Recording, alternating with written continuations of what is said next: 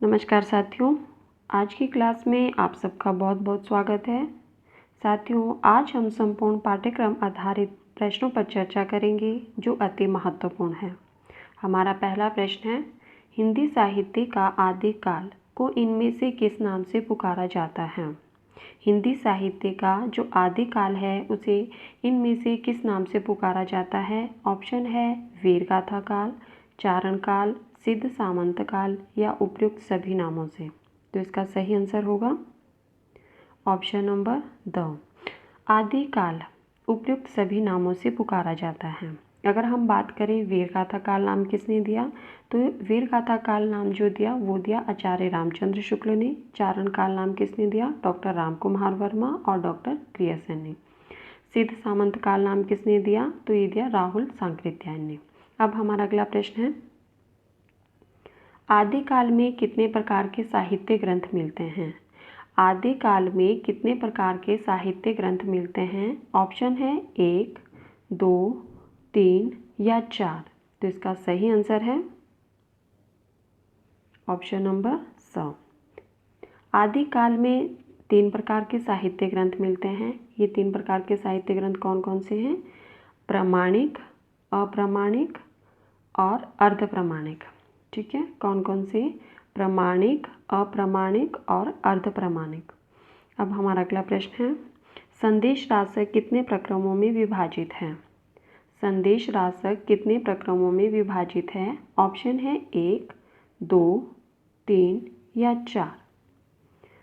संदेश राशक जो कि अब्दुल रहमान की रचना है और इसमें 223 छंद है, यह कितने प्रक्रमों में विभाजित है? तो इसका सही आंसर है ऑप्शन नंबर स। ये 3 प्रक्रमों में विभाजित है। अब हमारा अगला प्रश्न है, विद्यापति ने अपनी रचनाएं इनमें से किस भाषा में प्रस्तुत की?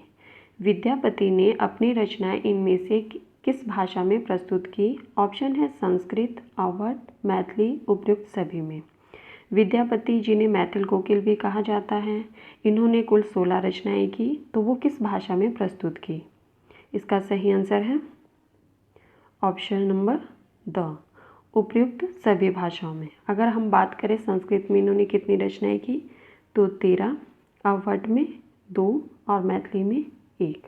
तो इस तरह से इन्होंने टोटल 16 रचनाएं की हैं। हमारा अगला प्रश्न है, निर्गुण काव्य धारा में ज्ञान की कितनी स्थितियां अनिवार्य मानी गई हैं? जो निर्गुण काव्य धारा है उसमें ज्ञान की कितनी स्थितियां अनिवार्य मानी गई है? ऑप्शन है 1, 2, 3 या 4।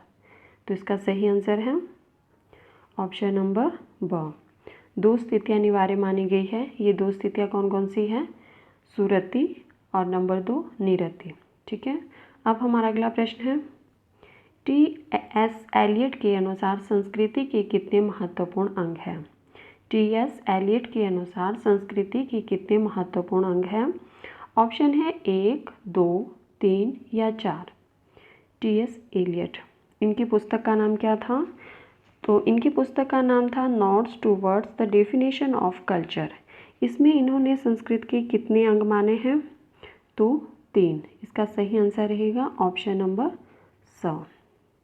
अब हमारा अगला प्रश्न है, धर्म के कितने मुख्य अंग हैं?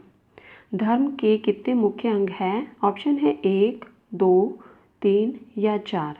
तो धर्म के मुख्यतः 2 अंग होते हैं। इसका सही आंसर रहेगा ऑप्शन नंबर ब। ये 2 अंग कौन कौन से? बौद्धिक आस्था और भावात्मक सहचर्य। अब हमारा अगला प्रश्न है, भारतीय काव्य साधना और सांस्कृतिक विकास के इतिहास को अरविंद ने कितने सोपानों में बांटा है? भारतीय काव्य साधना और सांस्कृतिक विकास के इतिहास को अरविंद ने कितने सोपानों में बांटा है? ऑप्शन है 1, 2, 3 या 4। तो इसका सही आंसर रहेगा ऑप्शन नंबर द, 4 सोपानों में बांटा है। अगर हम बात करें अरविंद की पुस्तक का नाम क्या था, तो इनकी पुस्तक का नाम था इंडियन इनहेरिटेंस। इसमें इन्होंने इतिहास को 4 भागों में बांटा है। अब हमारा अगला प्रश्न है, बिहारी सतसई में इनमें से किसके उदाहरण नहीं मिलते हैं? बिहारी सतसई जो कि बिहारी दास जी की रचना है, इसमें किसका उदाहरण नहीं मिलता है? ऑप्शन है पूर्वराग का, मान का, प्रवास का या करुण का। तो इसका सही आंसर होगा ऑप्शन नंबर द। करुण का उदाहरण नहीं मिलता है बिहारी सतसई में, जबकि पूर्वराग, मान और प्रवास इन सब के उदाहरण मिलते हैं। अब हमारा अगला प्रश्न है, रीति काव्य परंपरा को बाह्य अभ्यंतर से आत्मसात करने के साथ स्वतंत्र तथा मौलिक उक्ति व चित्रेपूर्ण विशिष्ट भावभंगिमाओं से पूर्ण काव्य के रचयिताओं को क्या कहा जाता है? रीति काव्य परंपरा को बाह्य अभ्यंतर से आत्मसात करने के साथ स्वतंत्र तथा मौलिक उक्ति व चित्रेपूर्ण विशिष्ट भावभंगिमाओं से पूर्ण काव्यों के रचयिताओं को क्या कहा जाता है? ऑप्शन है रीतिबद्ध, रीतिसिद्ध, रीतिमुक्त या उपर्युक्त में से कोई नहीं। तो इसका सही आंसर होगा ऑप्शन नंबर ब। ऐसे काव्यों की रचना करने वालों को जो है वो रीतिसिद्ध कवि कहा जाता है। अब हमारा अगला प्रश्न है, हिंदी के लक्षण ग्रंथों में इनमें से किसका विशिष्ट स्थान है? जो हिंदी के लक्षण ग्रंथ है उसमें किसका विशिष्ट स्थान है? ऑप्शन है काव्य विधान, नाट्य विधान, कवि शिक्षा, उपयुक्त सभी का। तो इसका सही आंसर होगा ऑप्शन नंबर अ। हिंदी के काव्य लक्षणों में जो है वो काव्य विधान का विशिष्ट स्थान है, जबकि संस्कृत के लक्षण ग्रंथों में काव्य विधान, नाट्य विधान और कवि शिक्षा इन तीनों का विशिष्ट स्थान है। अब हमारा नेक्स्ट प्रश्न है, विषय की दृष्टि से रीतिबद्ध कवि कितने प्रकार के हैं? विषय की दृष्टि से रीतिबद्ध कवि जो है वो कितने प्रकार के हैं? ऑप्शन है 1, 2, 3 या 4। तो इसका सही आंसर है ऑप्शन नंबर द। विषय की दृष्टि से रीतिबद्ध कवि 4 प्रकार के हैं। ये 4 प्रकार के कवि कौन कौन से हैं? विविधांग रूपक, रस निरूपक, अलंकार निरूपक और पिंगल निरूपक। 4 प्रकार कौन कौन से हैं? विविधांग रूपक निरूपक, रस निरूपक, अलंकार निरूपक और पिंगल निरूपक। अब हमारा अगला प्रश्न है, अब हमारा नेक्स्ट प्रश्न है, स्वास्थ्य सुकृत न श्रम वृथा, देखी विहंग विचारे, बाज पराए पाने पर तू पछनी ना मारे। यह किसकी उक्ति है? यह जो उक्ति दी गई है ये किसकी है? स्वास्थ्य सुकृत न श्रम वृथा, देखी विहंग विचारे, बाज पराए पाने पर तू पछनी ना मारे। यह किसकी उक्ति है? ऑप्शन है बिहारी, सेनापति, द्विजदेव या रसनिधि। तो यह उक्ति जो है ये है बिहारी की। इसका सही आंसर होगा ऑप्शन नंबर अ। अब हमारा अगला प्रश्न है, संस्कृत काव्यों में मुख्यतः कितनी शैलियाँ दिखाई गई हैं? संस्कृत काव्यों में मुख्यतः कितनी शैलियाँ दिखाई देती हैं? ऑप्शन है 1, 2, 3 या 4। तो इसका सही आंसर होगा ऑप्शन नंबर स। संस्कृत काव्यों में मुख्यतः 3 शैलियाँ दिखाई देती हैं। ये 3 शैलियाँ कौन कौन सी हैं? पद्यात्मक, सूत्रवृत्ति और कारिकावृत्ति शैली। हमारा अगला प्रश्न है, रसलीन रचित अंग दर्पण में दोहों की संख्या कितनी है? रसलीन रचित जो रचना है वो है अंग दर्पण। इसमें दोहों की संख्या कितनी है? ऑप्शन है 125, 177, 195 या 250।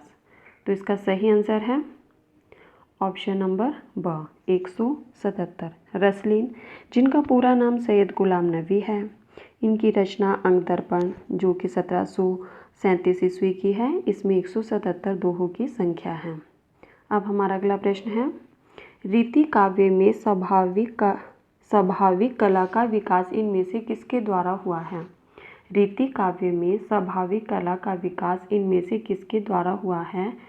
ऑप्शन है जीवन के वास्तविक आकर्षण, यौवन, रूप के सौंदर्य चित्रण या उपयुक्त सभी। तो इसका सही आंसर होगा ऑप्शन नंबर द, उपयुक्त सभी।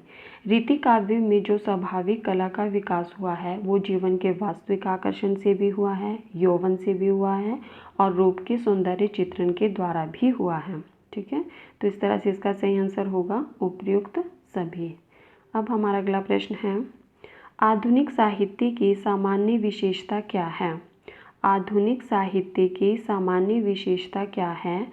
ऑप्शन है भाषा की एकता, जीवन दृष्टि की एकता, परंपरा के प्रति विद्रोह या उपयुक्त सभी। तो इसका सही आंसर होगा ऑप्शन नंबर द, उपयुक्त सभी। ऑप्शन नंबर द सही होगा। आधुनिक साहित्य की सामान्य विशेषताएं क्या है? भाषा की एकता भी है, जीवन दृष्टि की एकता भी है और परंपरा के प्रति विद्रोह भी जो है ये आधुनिक साहित्य की विशेषता मानी जाती है।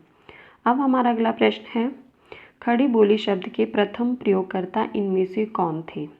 खड़ी बोली शब्द के प्रथम प्रयोगकर्ता इनमें से कौन है? ऑप्शन है लल्लूलाल, सदल मिश्र, गिलक्राइस्ट या उपयुक्त सभी। तो इसका सही आंसर होगा ऑप्शन नंबर द। ठीक है, खड़ी बोली। खड़ी बोली शब्द के प्रथम प्रयोगकर्ता ये सभी माने जाते हैं।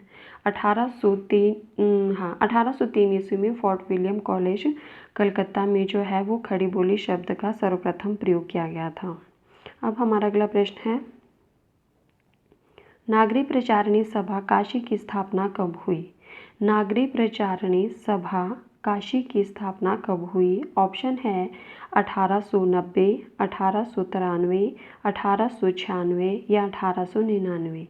तो इसका सही आंसर है ऑप्शन नंबर ब। नागरी प्रचारिणी सभा काशी की स्थापना जो है वो 1893 में हुई थी, जबकि नागरी प्रचारिणी सभा पत्रिका की स्थापना 1896 में हुई थी। इन दोनों को क्लियर कर लेना। नागरी प्रचारिणी सभा काशी की जो स्थापना हुई थी वो 1893 ईस्वी में हुई थी और नागरी प्रचारिणी पत्रिका की स्थापना जो है वो 1896 ईस्वी में हुई थी। अब हमारा अगला प्रश्न है, घटना प्रधान निबंधों के कितने उपभेद हैं? घटना प्रधान निबंधों के कितने उपभेद हैं? ऑप्शन है 1, 2, 3 या 4। तो इसका सही आंसर होगा ऑप्शन नंबर स। ठीक है, घटना प्रधान निबंधों के कितने उपभेद मिलते हैं? 3। ये तीन उपभेद कौन कौन से हैं? संस्मरण, रेखाचित्र और आखेट। संस्मरण, रेखाचित्र और आखेट जो है वो घटना प्रधान निबंधों के उपभेद माने जाते हैं। अब हमारा अगला प्रश्न है, साथियों अगर वीडियो पसंद आए तो प्लीज़ वीडियो को लाइक कर देना और चैनल को सब्सक्राइब भी कर देना ताकि आने वाली हर वीडियो की नोटिफिकेशन आप तक पहुंचे। अब हमारा अगला प्रश्न है, प्रेमचंद की कहानी पंच परमेश्वर कब प्रकाशित हुई? प्रेमचंद की कहानी पंच परमेश्वर कब प्रकाशित हुई? ऑप्शन है 1912 में, 1916, 1920 या 1924। तो इसका सही आंसर होगा ऑप्शन नंबर ब। ठीक है, पंच परमेश्वर किसकी कहानी है? प्रेमचंद जी की कहानी है जो कि 1916 ईस्वी में प्रकाशित हुई। अब हमारा अगला प्रश्न है, डॉक्टर नामवर सिंह ने पहली नई कहानी इनमें से किसे कहा है? डॉक्टर नामवर सिंह ने पहली नई कहानी इनमें से किसे कहा है? ऑप्शन है शिव प्रसाद सिंह की दादी माँ, उषा प्रेमवदा की वापसी, धर्मवीर भारती की गुल्लक की बन्नी, शेखर जोशी की कोशी का घटवार। तो किसी पहली नई कहानी माना है डॉक्टर नामवर सिंह ने? इसका सही आंसर है ऑप्शन नंबर आ, शिव प्रसाद सिंह की दादी माँ कहानी को डॉक्टर नामवर सिंह ने हिंदी की पहली नई कहानी माना है। अब हमारा अगला प्रश्न है, लक्ष्मी नारायण मिश्र ने कितने समस्या नाटकों की रचना की है? लक्ष्मी नारायण मिश्र ने कितने समस्या नाटकों की रचना की है? ऑप्शन है 2, 4, 6 या 8। तो इसका सही आंसर होगा ऑप्शन नंबर स। लक्ष्मी नारायण मिश्र ने कुल 6 समस्या नाटकों की रचना की है। ये 6 नाटक कौन कौन से थे? सन्यासी, राक्षस का मंदिर, मुक्ति का रहस्य, राजयोग, सिंदूर की होली और आधी रात। ठीक है, ये 6 समस्या नाटकों की रचना किसने की है? लक्ष्मी नारायण मिश्र ने। अब हमारा अगला प्रश्न है, साथियों ये थे आज के हमारे कुछ महत्वपूर्ण प्रश्न जिन पर हमने चर्चा की। आई होप आपको वीडियो पसंद आई होगी, तो प्लीज़ लाइक कर देना और चैनल को सब्सक्राइब भी कर देना। धन्यवाद।